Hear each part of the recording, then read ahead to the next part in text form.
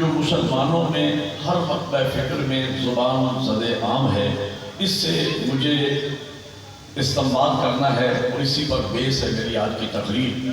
روایات میں ہے، تاریخ میں ملتا ہے، شیعہ سنی کتب میں ہے کہ میدان احد میں حضور کے دندان مبارک شہید ہو گئے۔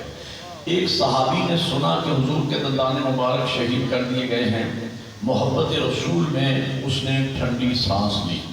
ایک اور عاشق رسول نے سنا، وہ آنسوؤں کے ساتھ رویا۔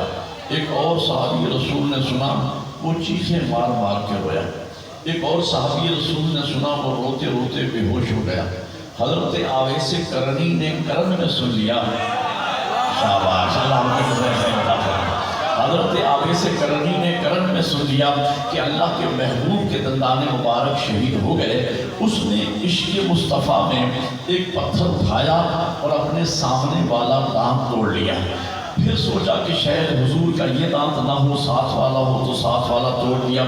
روایت میں ہے کہ عشق مصطفیٰ میں آویس کرنی نے اپنے 32 کے 32 دانت توڑ لیے۔ اتنی تمہید کے بعد میں کہنا یہ چاہ رہا ہوں کہ جس نے محبت رسول میں ٹھنڈی سانس لی، وہ رونے والے کو بدعت نہیں کہتا، رونے والا چیخے مارنے والے کو بدعت نہیں کہتا، چیخے مارنے والا بے ہوش ہونے والے کو بدعت نہیں کہتا، بے ہوش ہونے والا دانت توڑنے والے اور خون بہانے والے کو بدعت نہیں کہتا۔ میں کہتا ہوں بھائیوں، بدعت تو تب بنے جب محبت کی کوئی حد معین ہو۔ اب مل کے بولو، سارے عبادت کرو، حیدری اللہ آپ کو جزائے خیر کرے۔ بھائی بدعت تو تب بنے نا جب محبت کی کوئی لمٹ ہو، جب محبت کی کوئی حد معین ہو۔ آج کی ایک تاریخی مجلس میں پڑھنا چاہتا ہوں، میرا ساتھ دیجیے گا۔ میرے خلاف جیسے ہی محرم الحرام کا چاند طلوع ہوتا ہے، سوال و جواب کا ایک سلسلہ ہے جو پوری دنیا میں بالعموم اور ہمارے یہاں پاکستان میں بالخصوص شروع ہو جاتا ہے۔ سارا سال مسلمانوں کے ہاں کتاب شریعت بند رہتی ہے، لیکن جیسے ہی لباس رسول کے غم کے ایام شروع ہوتے ہیں، کتاب شریعت کھل جاتی ہے، سوال و جواب کا سلسلہ ہوتا ہے۔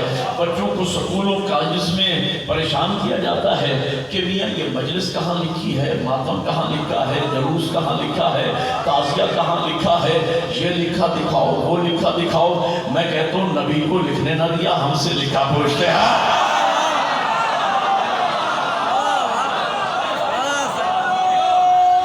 دونوں ہاتھ بلند کر کے مل کے حیدری۔ آپ میرا ساتھ دے رہے ہیں تو مجھے امید ہے کہ میں تقریر کر سکوں گا پوری طرح اللہ کی توانائیوں کے ساتھ۔ آج میرا دل یہ چاہتا ہے کہ آج کی اس تاریخی مجلس میں مجلس، ماتم، گریہ، جلوس، تعزیہ، علم، ذوالجناح، پوری آزادی میرا دل چاہتا ہے میں قرآن سے لکھوں۔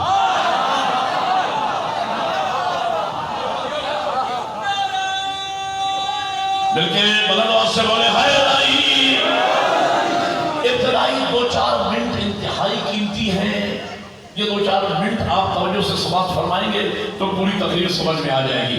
میرے کبلا قرآن سے میں عزاداری دکھانے والا ہوں۔ قرآن ہے سب سے بڑے کا کلام۔ سب سے بڑا کون ہے؟ ہمارا خالق و مالک۔ سب سے بڑا وہ ہے جو 14 کا بھی خالق ہے۔ سب سے بڑا وہ ہے جسے 14 سجدہ کر۔ ہمارا خالق و مالک سب سے بڑا ہے۔ سب سے بڑے کی کتاب کا نام قرآن ہے۔ ایک بات اور یاد رکھیے، پڑھے لکھے جو تشریف فرما ہے نا، جو بڑا ہوتا ہے نا وہ فائل طے نہیں کرتا۔ صدر اور وزیر اعظم کا کام فائل طے کرنا نہیں ہوتا، فائل طے کرنے کے لیے پورا سیکریٹریٹ ہوتا ہے۔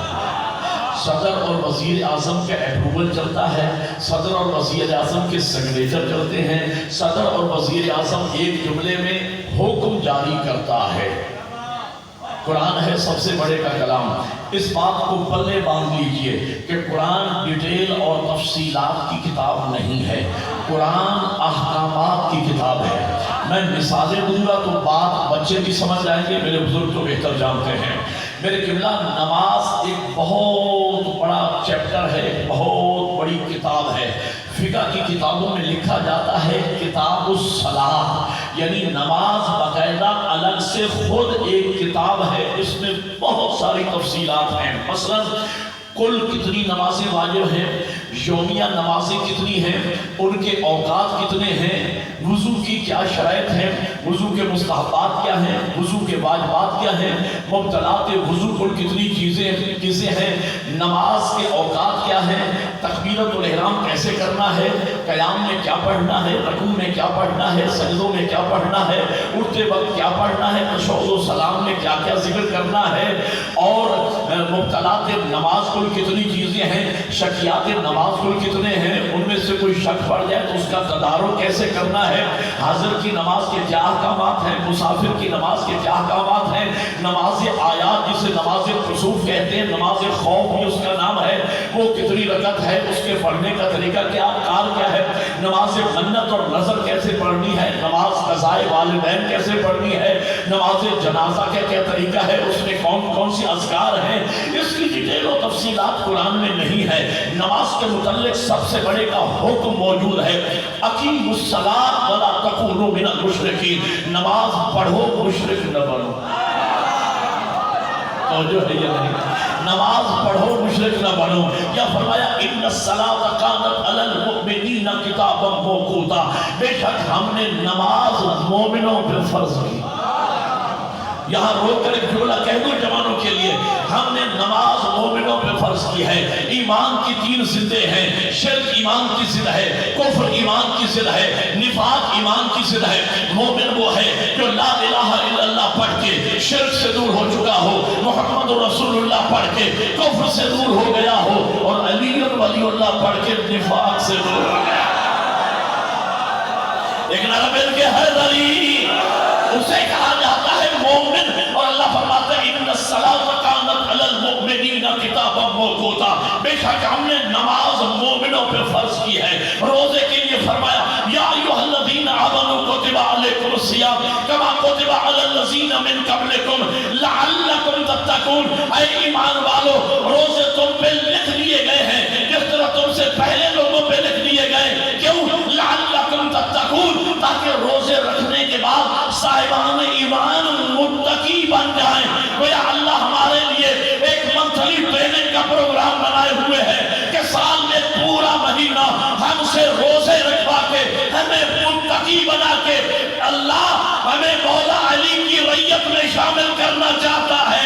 इसलिए कि अली बदमाश होगा इमाम नहीं, अली मुत्तकी होगा इमाम।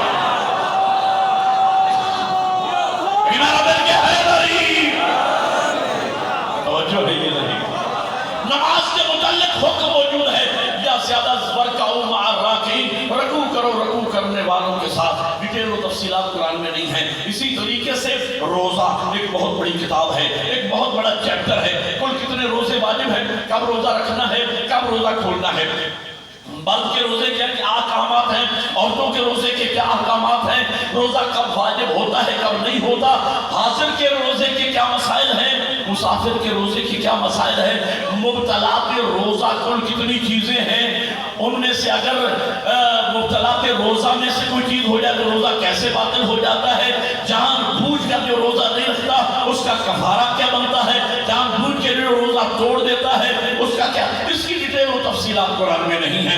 अभी मैंने पढ़ी, हुक्म मौजूद है रोजे के बारे में, या अय्युहल्लज़ीना आमनू कुतिबा अलैकुमुस सियाम कमा कुतिबा अलल लज़ीना मिन क़ब्लिकुम लअल्लकुम तत्तक़ून, ऐ ईमान वालों, रोजे तुम पे लिख दिए गए हैं जिस तरह तुमसे पहले लोगों पे लिख दिए गए थे ताकि तुम मुत्तकी बन जाओ। इसी तरीके से ज़कात एक बहुत बड़ा चैप्टर है, एक बहुत बड़ी किताब है। फिक़ह की किताबों में लिखा जाता है किताबुज़ ज़कात, यानी ज़कात बाकायदा अलग से किताब है।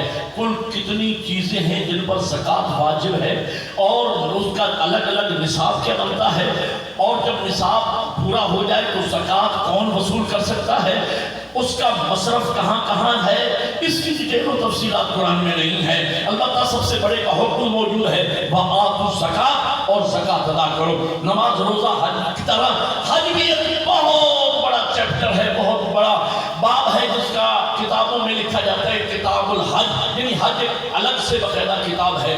हज किस पे वाजिब होता है, किस पे वाजिब नहीं होता, मुस्तती की शराइत क्या है, और जब हज वाजिब हो जाता है کون کون سے میقات ہیں جہاں سے احرام باندھنا ہے؟ احرام باندھنے کے بعد 24 چیزیں محرم میں حرام ہو جاتی ہیں، ان میں سے کسی کا ارتکاب کرے تو اس کا الگ الگ کفارہ کیا بنتا ہے؟ عمرہ تمتع کے 5 ارکان ہیں، حج تمتع کے 13 ارکان ہے، یعنی تلبیہ کیسے کرنا ہے، احرام کیسے۔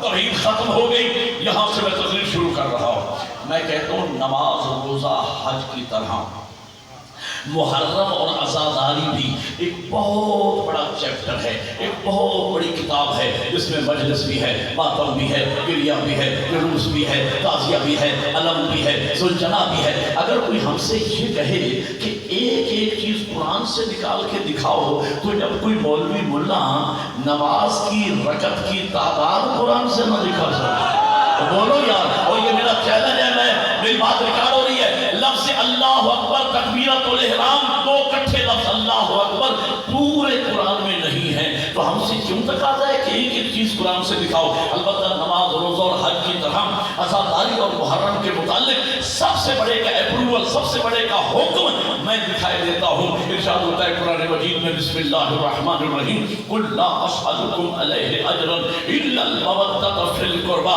میرے حبیب امت سے کہہ دیجئے کہ میں تم سے رسالت کا دین پہنچائے گا کوئی اجر، کوئی مزدوری نہیں مانگتا سوائے اس کے کہ میرے قریبیوں سے محبت کرو۔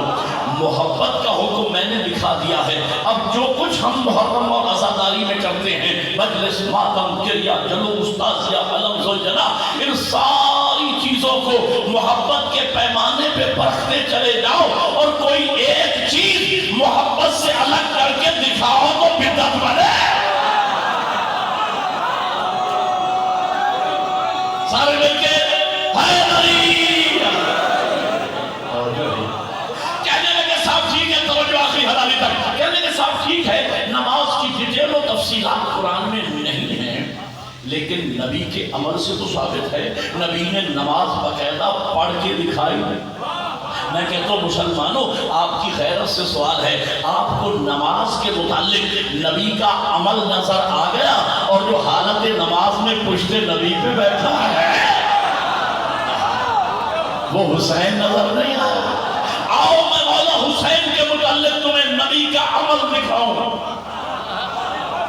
کتاب کا نام کشف المحجوب، داتا علی حجویری لاہور والے داتا صاحب، ان کی لکھی ہوئی کتاب ہے، اہل سنت کی بہت برترین کتاب ہے، اور راوی حضرت عمر رضی اللہ تعالی عنہ فرماتے ہیں میں بارگاہ رسالت میں گیا، میں نے عجیب منظر دیکھا، نبی دونوں ہاتھوں اور پاؤں کے بل زمین پہ چل رہے ہیں، پشت پہ حسین سوار ہے، بے ساختہ میری زبان سے نکلا نعم المرکب یا حسین، حسین تیری سواری کتنی عظیم ہے۔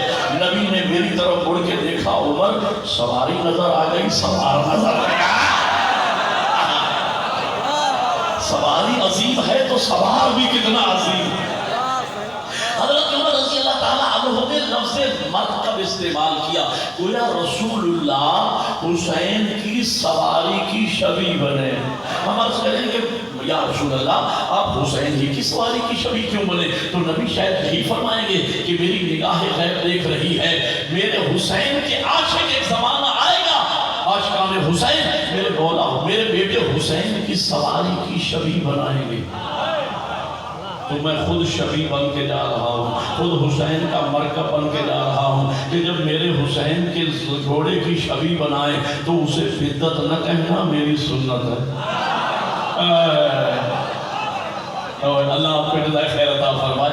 اچھا یہ ہم پہ اعتراض ہوتا ہے بھیا یہ دیکھو یہ اچھے پڑھے لکھے لوگ ہوتے ہیں، جلوس جا رہا ہوتا ہے، بیچ میں گھوڑا جا رہا ہے، میاں جلوس میں گھوڑے کا کیا تعلق؟ میں کہتا ہوں مسلمان، تمہیں عاشور کے دن جلوس میں گھوڑا نظر آ گیا، 10 ذی الحج کو منا میں اونٹ نظر، بولو یاد نہیں سمجھ آ رہی میری بات؟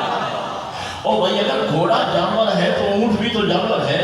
مجھے بھی اللہ نے 2 مرتبہ حج کی سعادت بخشی ہے، کوئی حاجی بیٹھو میری بات کی گواہی دینا، میں نے تو دیکھا تلبیہ کی سزاؤں میں احرام باندھے ہوئے حجاج کرام جا رہے ہوتے ہیں، بیچ میں اونٹ بھی چل رہے ہیں، دمبے بھی چل رہے ہیں۔ ہے کسی مسلمان میں جرأت کہ اس جانور کو کاروان اسلام سے نکال دے؟ اگر وہ مسلمان اس جانور کو کاروان اسلام سے نکالنے کی سوچے گا بھی تو خود دائرہ اسلام سے نکل جائے گا۔ بھائی وہ جانور کاروان اسلام سے کیسے نکلے جو گردن کٹوا کے کارواں کا حصہ بنا ہے؟ مجھے لوگوں کی سینس سمجھ نہیں آتی، جو اسلام کے میدان میں گردن کٹوا دے وہ احترام کے قابل نہیں، اور جو میدان میں نظر نہ آئے توجہ ہے یا نہیں؟ چل کے ساتھ جانور کا احترام، وہ قبلہ جانور کا احترام اسلام سکھاتا ہے، جانور کا احترام قرآن سکھاتا ہے۔ جانور کے احترام کا فلسفہ کیا ہے؟ سر کھانا۔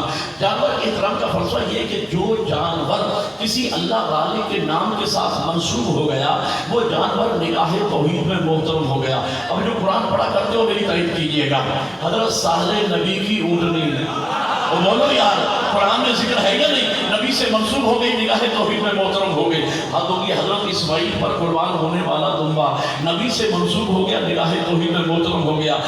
حضرت عزیر کا گدھا قرآن میں ذکر ہے، اس سے بھی حد ہوگی اصحاب کہف کا کتا۔ او بھائیو، اصحاب کہف نبی نہیں تھے، معصوم نہیں تھے، اللہ والے تھے، سچے تھے، سچوں کے پیچھے کتا ہو لیا، اس کا ذکر قرآن میں ہے۔ مولوی صاحبان صبح سویرے لاؤڈ سپیکر کھول کر اصحاب کہف سے وفا کرنے والے کتے کا ذکر فخر سے کرتے ہو، اپنے نبی کے بیٹے پہ قربان ہونے والے ذوالجلال کے ذکر کو بدعت کہتے ہیں۔ اور جو ہے یہ نہیں جی، تو میں کہنا یہ چاہ رہا تھا، جانور کا احترام شیعہ کرتے ہیں، احترام یہ اللہ کے لیے ہونا چاہیے۔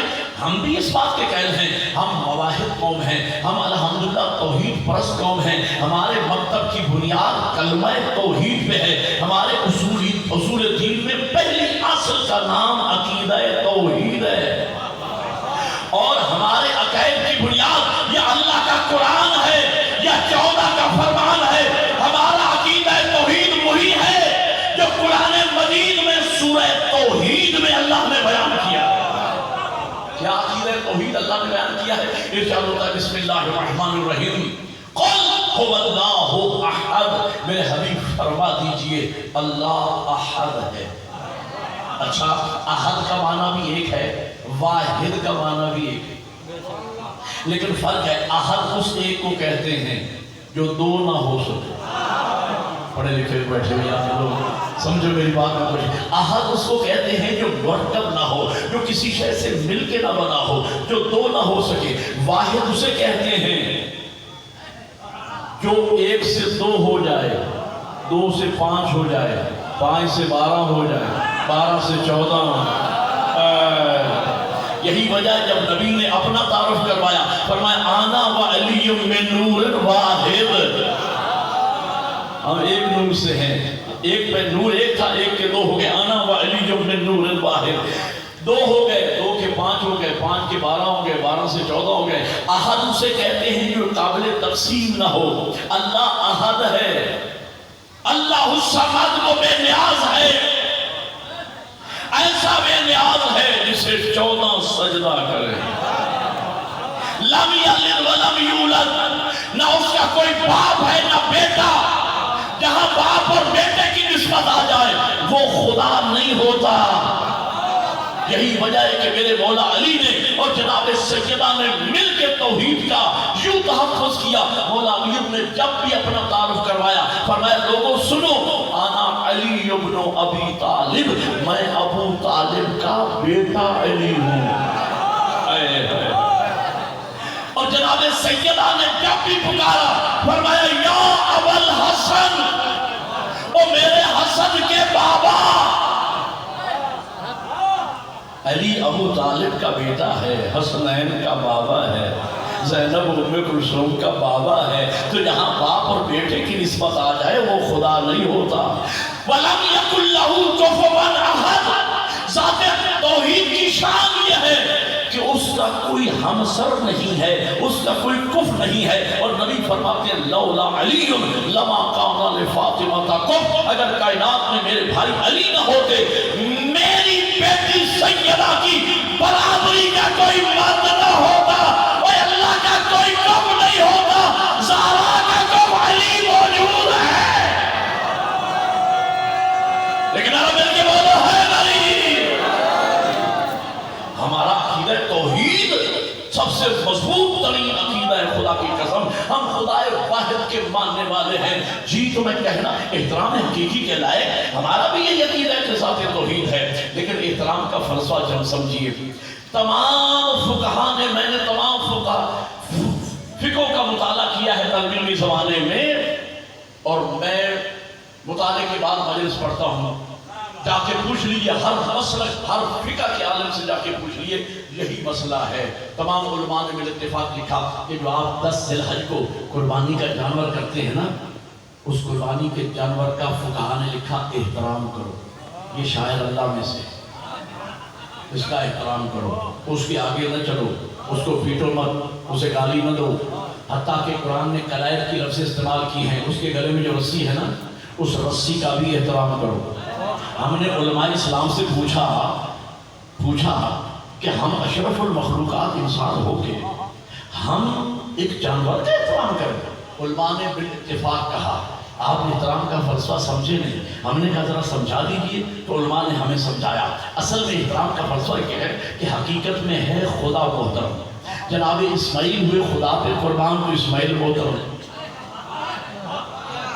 وہ دمبا ہوا جناب اسماعیل پہ قربان تو وہ دمبا محترم یہ جانور بنا اس دمبے کی نقل تو یہ جانور محترم اس کے گلے میں پڑی رسی تو وہ رسی محترم احترام توحید سے چل کے رسی تک پہنچا رسی سے چل کے خدا تک پہنچا یہی دلیل میری بھی ہے اصل میں خدا محترم امام حسین ہوئے خدا پہ قربان تو حسین محترم حسین ہوئے کربلا میں دفن تو کربلا محترم کربلا میں بنا روزہ شبیر تو روزہ محترم یہ تعزیہ بنا اس روزے کی نقل تو یہ تعزیہ محترم جس طرح احترام توحید سے چل کے رسی تک پہنچا اسی طرح احترام توحید سے چل کے تعزیہ تک پہنچا کہنے لگے کہ جب تعزیہ کے اندر رکھا ہی کچھ نہیں ہے تو آپ چومتے کس چیز کو ہو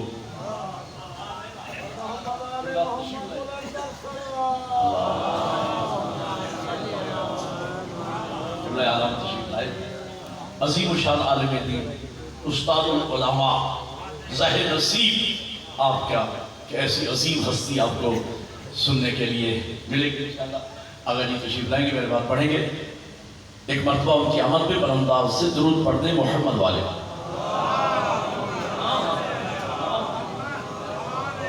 توجہ فرما رہے ہیں اجازت ہے نا وہ صاحب تشریف فرما ہے اور چونکہ مجھے سجاد بھائی نے بھی کہا ہے کہ مجلس آپ نے مکمل پڑھنا ہے اس لیے اگر جی کو یہاں ممبر پہ نہیں لائے کہ مولانا احترام میں جلدی نہ اتر وہ تشریف فرما ہو گئے ہیں تو میں مجلس اپنے وقت کے اندر مجھے تمام کر دینا ہے اور اس کے بعد آغا جی کا عظیم الشان عالمانہ خطاب بھی آپ سماعت فرمائیں گے توجہ ہے میں جملہ کہوں گا احترام کا فلسفہ یہ ہے اصل میں ہے خدا محترم امام حسین ہوئے خدا پہ قربان تو حسین محترم حسین ہوئے کربلا میں دفن تو کربلا محترم کربلا میں بنا روزہ شبیر تو روزہ محترم یہ تعزیہ بنا اس روزے کی نقل تو یہ تعزیہ محترم جس طرح احترام توحید سے چل کے رسی تک پہنچا اسی طرح احترام توحید سے چل کے تعزیہ تک پہنچا کہنے لگے جب تعزیہ کے اندر رکھا ہی کچھ نہیں ہے تو آپ چومتے کس چیز کو ہو میں کہتا ہوں شیعہ سنی مسلمانوں مجھے بتاؤ آپ جو کعبہ کی طرف سجدہ کرتے ہو تو کیا کعبہ میں اللہ بیٹھا ہو بولتے کیوں نہیں یار میرے ساتھ بولو یار مجھے بتاؤ آپ جو اچھا ایک سوال کا مجھے جواب دو آپ کعبہ کی طرف سجدہ کرتے ہیں یا کعبہ کو سجدہ کرتے ہیں جواب دو ہم کعبہ کو سجدہ نہیں کرتے کعبہ کی نسبت ہے ذات توحید کی طرف ہمارا رخ ہوتا ہے قبلہ کی طرف سجدہ ذات توحید کو ہے اسی طرح ہمارا منہ ہوتا ہے تعزیہ پر سلام عقیدت شہادت عظمیٰ کو ہے خالی ہمارا رخ ہمارا منہ ہوتا ہے علم عباس پر سلام عقیدت وفائے عباس کو ہے کہہ لگے صاحب یہ شیعہ ایسے ہیں شیعہ ویسے کیوں بھائی کہہ لگے یہ نواسہ رسول پہ آنسو بہاتے ہیں اچھا مجھے لوگوں کی سین سمجھ میں نہ آئی جو نواسہ رسول پہ آنسو بہائے وہ تو آپ کی نگاہ میں اچھا مسلمان نہیں ہے تو جو نواسہ رسول کا خون بہا ہے، آپ میں نے ساتھ ہی نہیں دیا آپ نے، اس کے بارے میں بحث ہو رہی۔ جیسے ہی محرم الحرام کا چاند طلوع ہوتا ہے، مل کر دیکھتے رہیے۔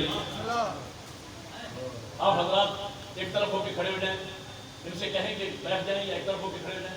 انتظامیہ کے علاوہ کوئی بندہ کھڑا نہیں، ان کو بچوں کو بھی علیحدہ آپ کی ڈیوٹی ہے تاکہ مجلس ڈسٹرب نہ ہو۔ درود پڑھیں محمد والے محمد پہ بلند آواز سے۔ جیسے ہی محرم الحرام کا چاند طلوع ہوتا ہے اور ٹیبل ٹاک شروع ہوتی ہے، ٹی وی میں کچھ علماء کرام بیٹھ جاتے ہیں اور موضوع چل رہا ہوتا ہے، میاں یزید کو برا کہنا چاہیے یا نہیں؟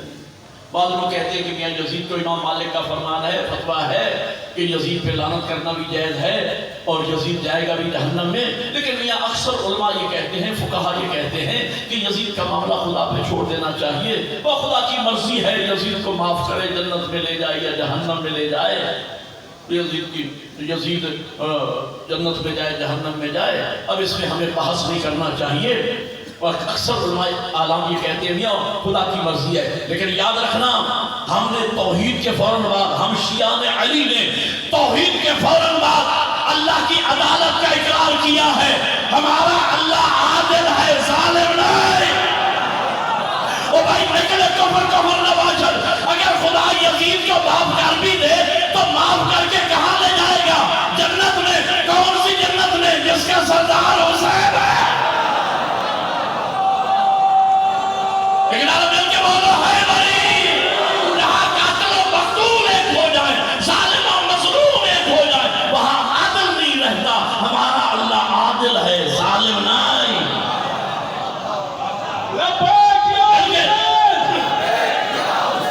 لبیک یا حسین، لبیک یا حسین، لبیک یا حسین۔ مل کے بڑے بابا سبحان علی،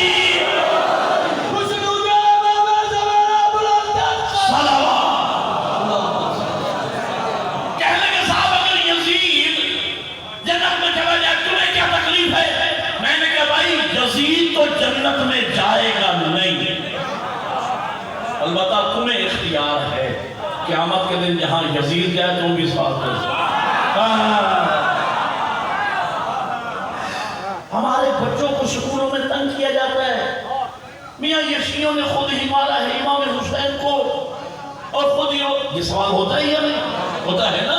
کامن سوال ہے پورے ملک میں کہ لگے یہ شیعوں نے خود ہی مارا ہے امام حسین کو اور اب خود ہی روتے پھرتے۔ اجازت ہو تو دو اور دو چار کر کے مسئلے کو حل کروں تاکہ عزیز بچوں اور نوجوانوں کے ہاتھوں میں دلیل آ جائے۔ ایک سوال کا جواب، بھائی یہی مقدمہ ہے جو محرم اور سفر میں آپ لڑتے ہیں اور دنیا کے سامنے رکھتے ہیں، ایک سوال کا جواب آپ نے بول کے دینا ہے تاکہ جو بچے بیٹھے ہیں ان کو سمجھ آئے۔ مجھے بتائیں امام حسین علیہ السلام کا قاتل کون ہے؟ یزید صاحب، امام کا قاتل ہے یزید۔ یہ شمر یہ خولی یہ تو کرائے کرو، اصل تو یزید ہے نا، مارا تھا امام کو یزید نے، یہ کہتے ہیں شیعوں نے مارا۔ قاتل ہے یزید، مارا تھا یزید نے، یہ کہتے ہیں شیعوں نے مارا۔ پھر میں کہتا ہوں مارا تھا یزید نے، یہ کہتے ہیں شیعوں نے مارا۔ مسئلہ حل کرنے چلا شیعوں نے، تو بقول ان کے نقل کفر کفر نباشت، میں سمجھانے کے لیے صغرا کبرا ملا کے نتیجہ کیا نکلا؟ بقول ان کے، یہ کہتے ہیں یہ شیعوں نے مارا امام حسین کو، مارا تھا یزید نے، یہ کہتے ہیں شیعوں نے مارا، تو صغرا کبرا ملا کے نتیجہ کیا نکلا؟ بقول ان کے پھر یزید شیعہ ہوا، پھر وہ ہمارا ہوا، پھر ہماری مرضی ہے ہم یزید کو ساتھ خوش اوپر سے پڑھنا شروع۔ دونوں ہاتھ بلند کر کے مل کے ہے علی۔ لیکن جب ہم یزید پہ لعنت کرتے ہیں کچھ لوگوں کو تکلیف ہوتی ہے، ان کی تکلیف نے بتلایا یزید ہمارا نہیں ان کا لگتا ہے۔ ہمارے نزدیک یزید کل بھی واجب اللعنت تھا، آج بھی واجب اللعنت ہے، قیامت تک واجب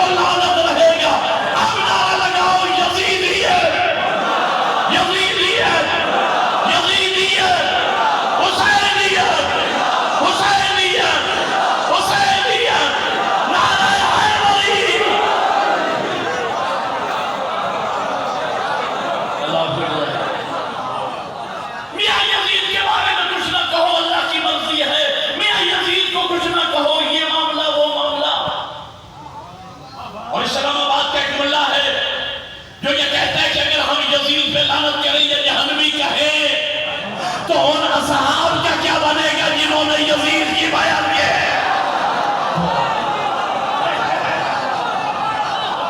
اس دور میں جو اصحاب موجود تھے ان کا کیا بنے گا جنہوں نے یزید کی بیعت کی؟ اس مسئلے کا جواب جماعت اسلامی کے بانی مولانا مودودی نے نصف صدی پہلے دے دیا تھا۔ دیوبندی حسینی ہے، دیوبندی ہے لیکن حسینی ہے۔ اور بھائیو آج فرقے ہی دو بچ گئے ہیں واقعہ کربلا کے بعد، یا حسینی ہے یا یزیدی ہے۔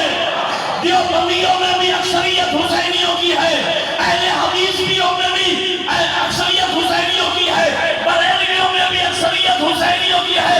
یار یہ ڈاکٹر طارق جمیل صاحب دیوبندی مسلک سے تعلق رکھتے ہیں لیکن حسینی ہے۔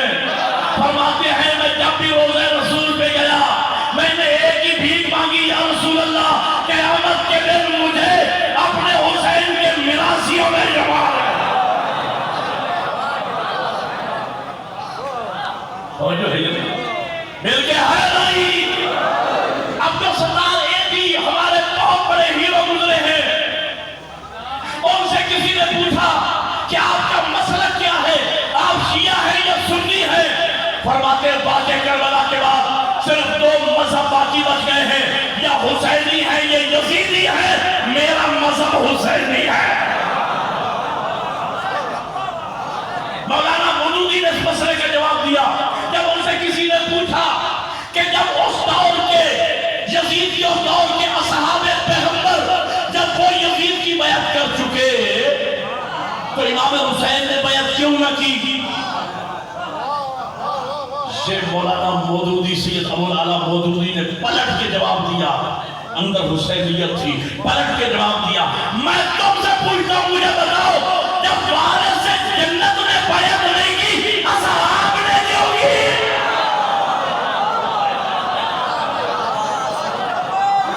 مل کے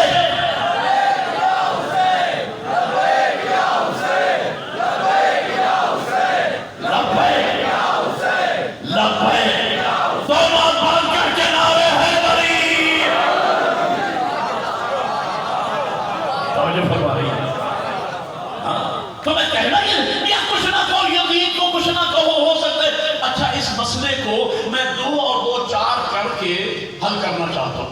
دو بندے دیکھیں میں کس ٹیکنیکل طریقے سے مسئلے کو حل کرنے والا ہوں، اس بات کو یاد رکھنا۔ دو بندے آپس میں لڑ پڑے، ایک نے دوسرے کو کوسا، اللہ کرے تو مر جائے، ہوتا ہے لڑائی میں ہوتا ہے۔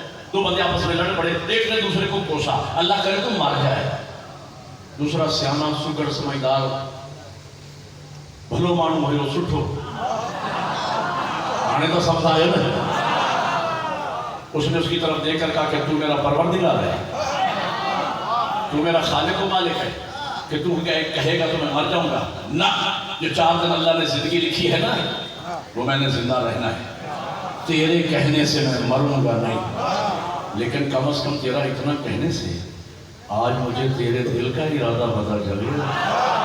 اور سر اٹھانا حسینیوں سر اٹھانا میں کچھ کہہ آج تیرا اتنا مروں گا نہیں تیرے کہنے سے میں، لیکن تیرا اتنا کہنے سے آج مجھے کم از کم تیرے دل کا ارادہ تو پتہ چل گیا کہ تو چاہتا ہے کہ میں مار جاؤں۔ میں کہتا ہوں ان مولویوں کے کہنے سے یزید بخشا تو نہیں جائے گا، اتنا کہنے سے ان کے مذہب کا تو پتہ چل گیا۔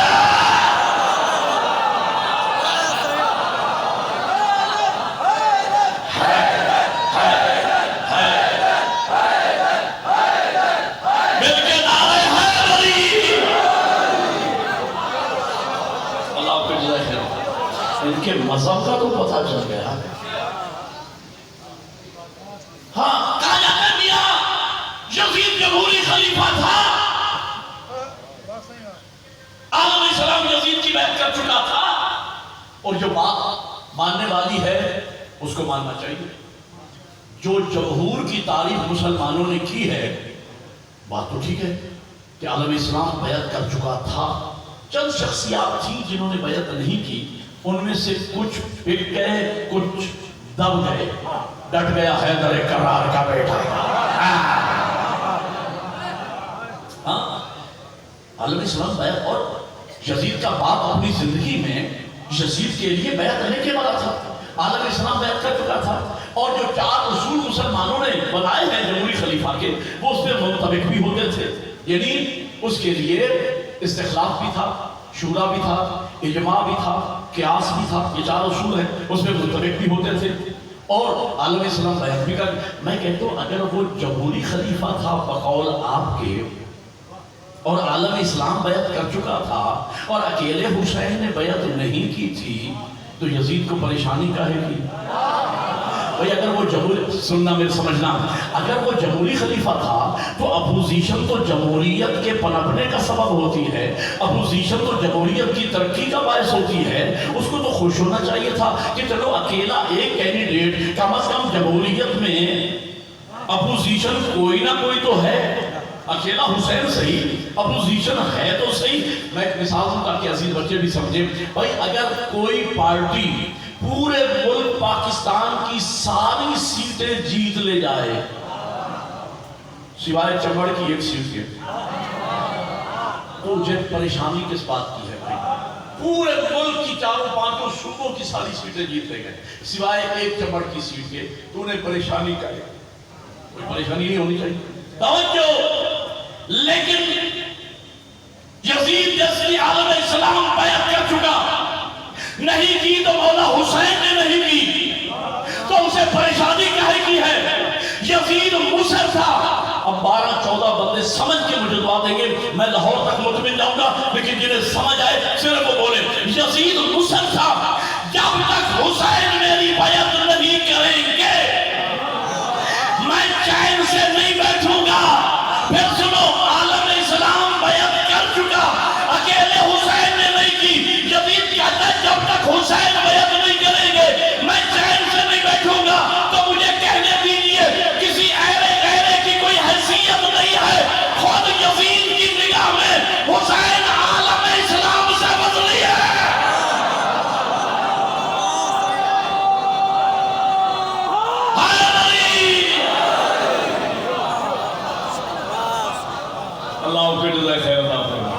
خود یزید کی نگاہ میں پورے عالم اسلام سے حسین وزنی تھا۔ میں یہ اگلا جملہ میرا ہے، پورا عالم اسلام جو بیعت کر چکا تھا یزید کی نگاہ میں ایک کچرے کی حیثیت رکھتا تھا۔ یزید کی نگاہ میں بھی اگر کوئی قابل حیثیت ذات تھی حسین کی ذات، جب تک حسین میری بیعت نہیں کریں گے میں چین سے نہیں بیٹھوں گا۔ اچھا وہ بیعت لے کے چاہتا کیا تھا؟ بھائی یہی تو مقدمہ ہے جو محرم سفر میں آپ سارا سال لڑتے رہتے ہو، اسی پر میں آپ کے سامنے، آپ نے بیعت بہت تقاریر سنی ہوگی، آج ایک طالب علم سے مسئلہ بیعت سنیے گا۔ جب معاملہ کیا ہے بھائی، جب عالم اسلام بیعت کر چکا ہے تو آپ حکومت کرو، یہ کیوں اصرار کیوں ہے کہ جب تک حسین بیعت نہیں کرے گا؟ اس راز سے میں پردہ اٹھانا چاہتا ہوں۔ سمجھدار پڑھے لکھے لوگ میرے سامنے، کریم ہے سلفی جو یہاں تشریف فرما ہے، اور میں کچھ کہنے والا ہوں۔ اصل یزید بدبخت جانتا تھا کہ اگر حسین میرے ہاتھ پہ ہاتھ رکھ دیں تو یہ اکیلے حسین کا ہاتھ نہیں، حسین و منی۔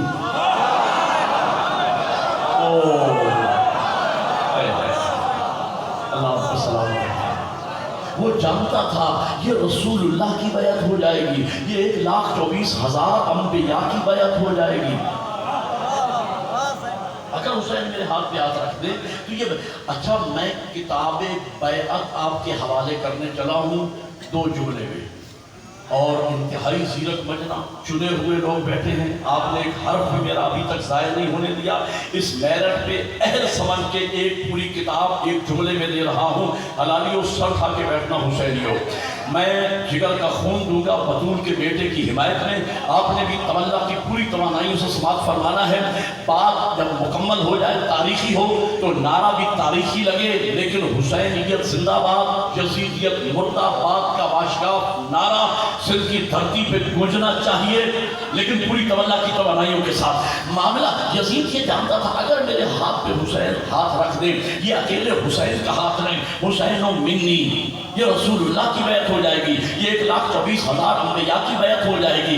اچھا تو وہ بیعت کروا کے پس منظر میں چاہتا کیا تھا؟ یہ لفظ ہے توجہ فرمانا، وہ چاہتا یہ تھا اگر حسین میرے ہاتھ پہ ہاتھ رکھ دیں گے اس کے بعد میں مستند ہو جاؤں گا، مجھے سند مل جائے گی، پھر میں جو کہتا جاؤں گا دین بنتا جائے گا، جو کرتا جاؤں گا دین بنتا جائے گا۔ لفظ یہ ہے جو پوری کتاب ہے جملے میں، منصوبہ یہ تھا کہ بیعت کے ذریعے سامنے بینر ہو اسلام کا، پیچھے نظام چلے کفر کا، سامنے نام ہو محمد کا، پیچھے نظام چلے دشمنان محمد کا۔ بطول کے بیٹے نے میدان کربلا میں یزید کو چیلنج دیا، یزید حسین کی زندگی میں یہ کیسے ہو سکتا ہے کہ نام میرے نانا کا ہو کردار تیرے دادا کا؟ حسینیت، حسینیت،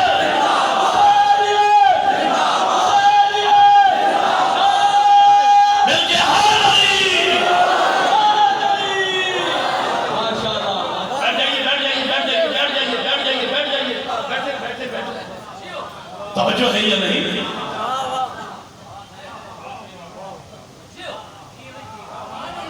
امام نے کہا میری زندگی میں یہ کیسے ہو سکتا ہے کہ نام میرے نانا کا ہو کردار تیرے دادا کا ہو۔ کہا جاتا ہے میاں یہ دو شہزادوں کا معاملہ تھا کربلا کے میدان میں، دو شہزادوں کی جنگ تھی، ایک جیت گیا ایک ہار گیا۔ اور آج کراچی میں یہ نعرہ بلند ہوا، اسلام آباد سے یہ آوازیں اٹھی، اور ظلم یہ ہے کہ میری مملکت عزیز پاکستان میں، حسینیوں کے ملک میں یزید کو امیر المومنین کہا گیا۔ توجہ ہے یا نہیں؟ ایک بات یاد رکھنا، امیر المومنین کا لقب اللہ نے صرف میرے مولا علی کو عطا فرمایا۔ حجت الاسلام میری آواز سن رہی ہے، آپ ان سے تائید فرما لیجئے گا، میں ان کے شاگرد کی حیثیت رکھتا ہوں، میں پوری تعلیمانہ ذمہ داریوں سے پڑھ رہا ہوں۔ جس طرح جل جلالہ اللہ کا پروٹوکول ہے، اللہ کے علاوہ کسی کے لیے جل جلالہ کی لفظ کہنا شرک ہے، صلی اللہ علیہ وآلہ وسلم نبی کا پروٹوکول ہے، علیہ السلام اہل بیت کا پروٹوکول ہے، امیر المومنین کا پروٹوکول اللہ نے علی کے لیے آسمانوں سے نازل فرمایا۔ میرے مولا حسن مجتبیٰ کو کسی نے پکارا یا امیر المومنین، میرے مولا نے کہا کہ آج کے بعد مجھے امیر المومنین نہ کہنا۔ کہا مولا کیا آپ امیر المومنین نہیں؟ فرمایا ہوں۔ کہا میں آپ کو امیر المومنین کہوں؟ فرمایا نہ، یہ لقب مخصوص کیا اللہ نے میرے بابا علی کے وجہ بھی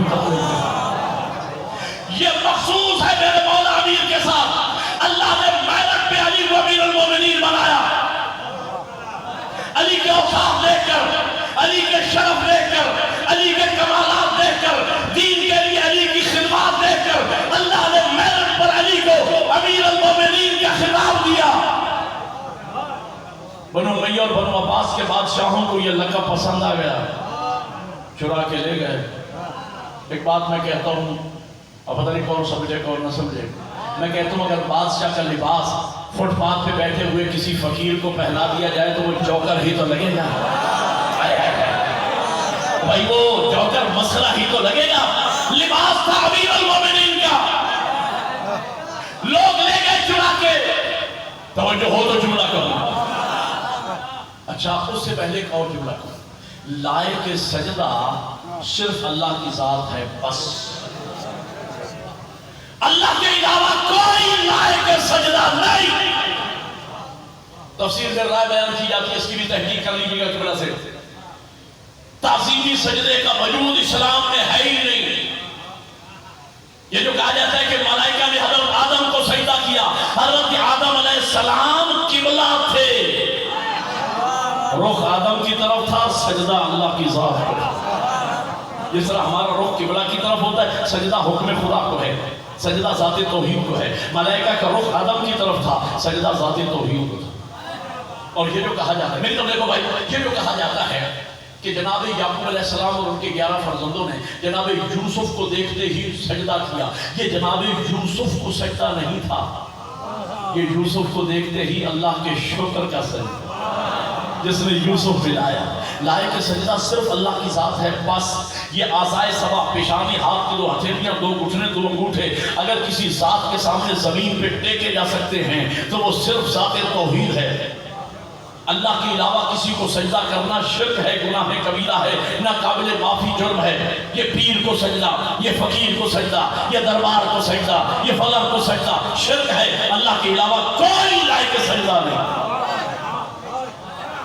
دلیل ہے میرے پاس, دلیل یہ ہے. ایک سوال کا جواب مجھے سوچ کے بتانا, سر اٹھا کے بیٹھو اور میری بات کا جواب دو. اللہ کے بعد از خدا, اللہ کے بعد کائنات میں سب سے عظیم ترین ذات کس کی ہے؟ بولو. رسول اللہ کی, جن کا لقب ہے ختمی مرتبت, جہاں تمام مراتب دی علم, بعد از خدائے بزرگ توئی قصہ مختصر. قبلہ کی آمد پہ بلند آواز سے درود پڑھنے محمد والے.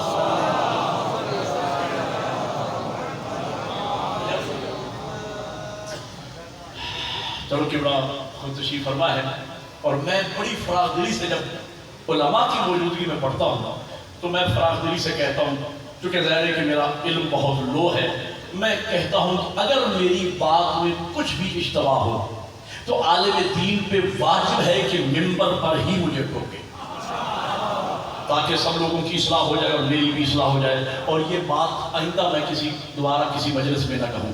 لائق سجدہ صرف اللہ کی ذات ہے.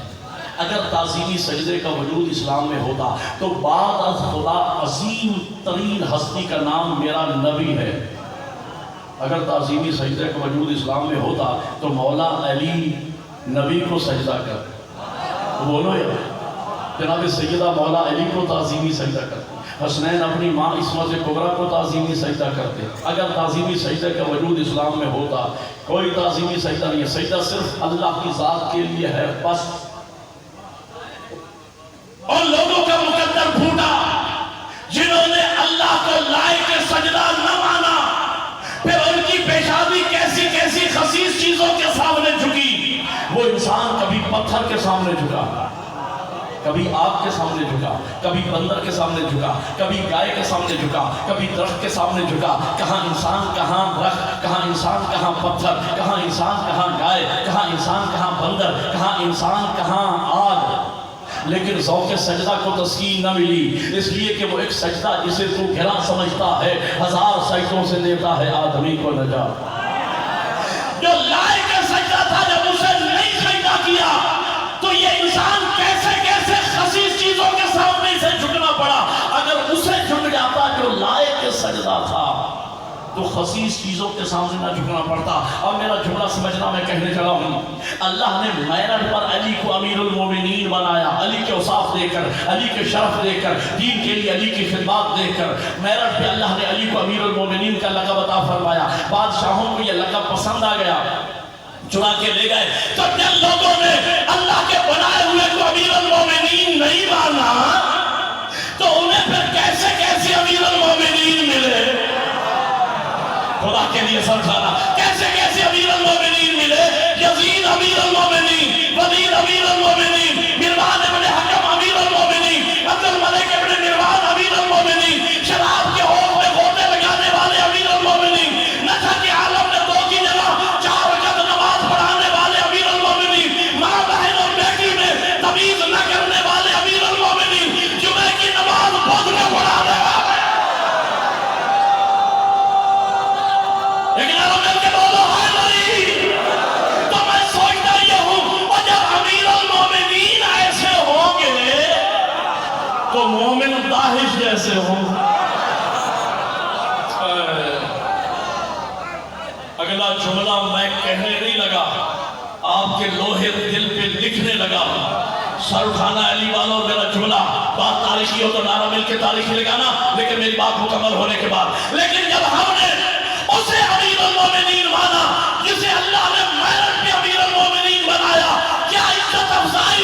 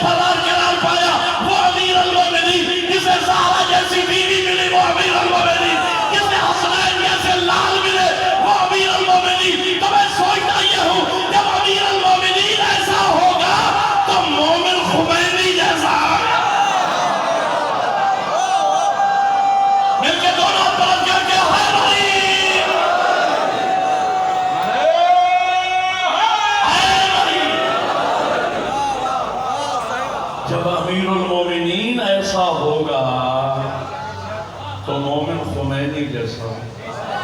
بھئی جس شان کا مولا ہے اس شان کا مومن بھی تو ہونا چاہیے، ہاں؟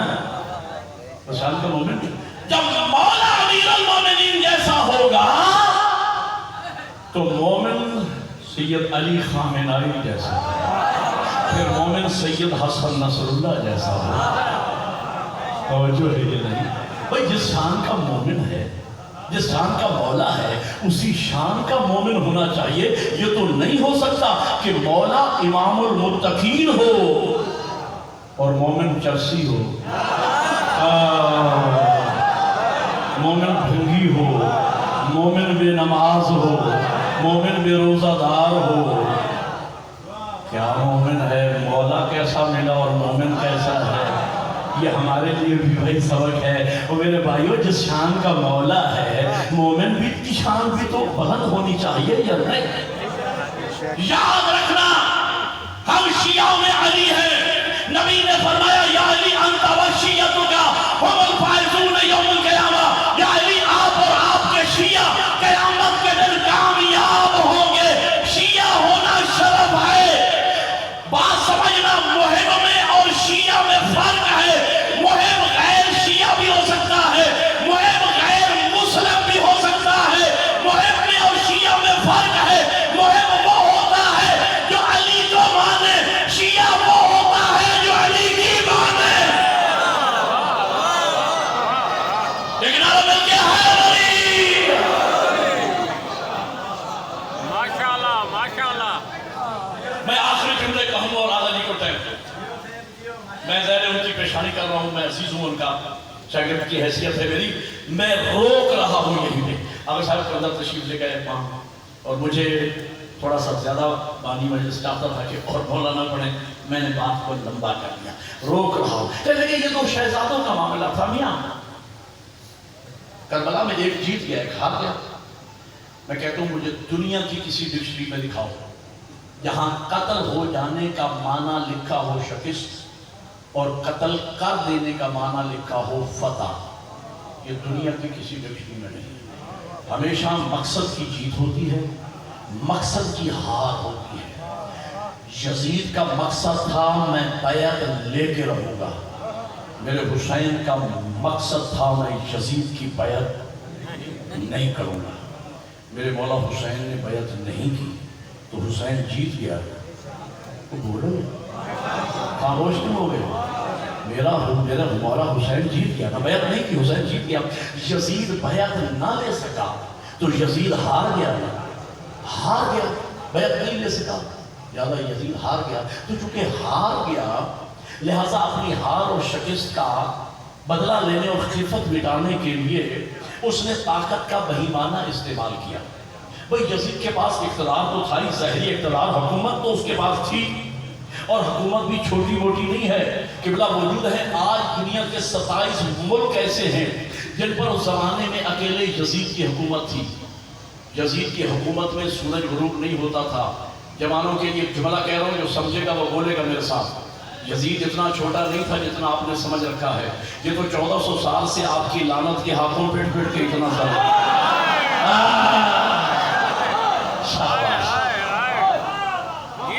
ظاہری اقتدار تو اس کے پاس، آخری جملے کہہ رہا ہوں، ظاہری اقتدار تو اس کے پاس تھا ہی، لیکن میری ساری تقریر ایک طرف، یہ جملے ایک طرف۔ ظاہری اقتدار تو اس کے پاس تھا ہی، اس نے طاقت کا بہیمانہ استعمال کیا اور امام کو قتل۔ اچھا وہ جاہل تو تھا ہی، وہ یہ سمجھا کہ میں امام کو قتل کر دوں گا تو حسین مر جائیں گے۔ اب نعرہ لگے گا حسینیت زندہ باد، یزیدیت مردہ باد، لیکن میری بات مکمل ہونے کے بعد پوری طاقت کے ساتھ، لیکن میرا جملہ سن لے۔ وہ یہ سمجھا کہ میں امام کو قتل کر دوں گا تو حسین مر جائیں گے، لیکن وہ جاہل سمجھ نہ پایا کہ قتل ہے ظالم کے اختیار میں، موت ہے اللہ کے اختیار